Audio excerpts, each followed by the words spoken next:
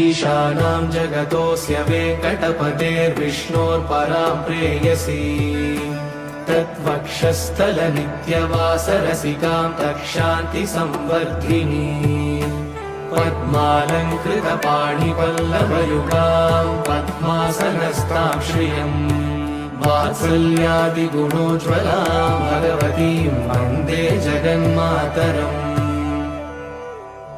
श्रीमन्कृपाजलनिधे श्रितसर्वलोकः सर्वज्ञशक्तनतवत्सल सर्वशेषिन् स्वामिन् सुशीलसुलभाश्रितपारिजात श्रीवेङ्कटेश शरणं शरणं प्रपद्ये